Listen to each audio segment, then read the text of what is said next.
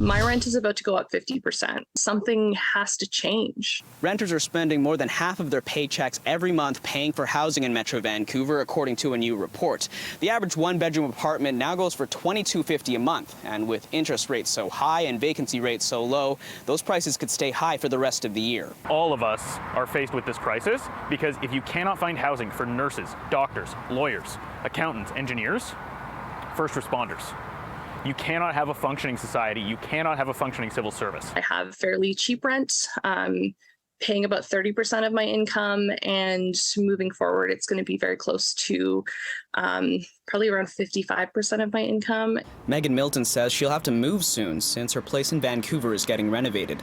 With rents the way they are, she says she's worried about people in more difficult situations than her. For someone who makes a little bit less money than me, it means having to eat very processed foods, not being able to afford vegetables, not being able to afford formula for their kids, not being able to afford their medication. And every dollar that goes to that rent is taken out of the economy, taken away from childcare, taken away from healthcare, taken away from investment in arts. All of us become poorer. And candidates in the municipal election know this is an issue that's top of mind for Vancouverites.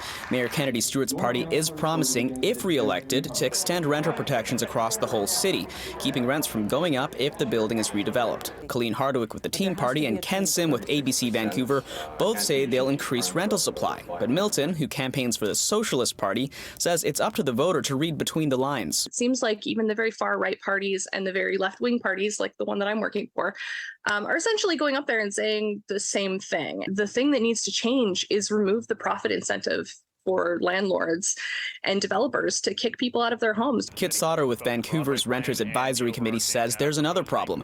The majority of people who are not voting are renters. You need to get out and you need to vote. Because for too long we have had a local politics that is dominated by the well-heeled or those who just got lucky and ended up buying or inheriting property. In Vancouver, Kier Junos, City News.